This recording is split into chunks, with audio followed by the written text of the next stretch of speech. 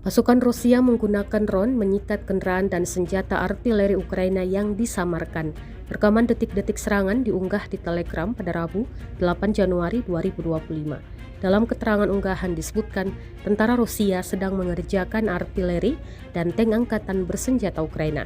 Dalam rekaman tersebut juga terdapat tank langka Swedia STRV-122 yang turut diledakkan.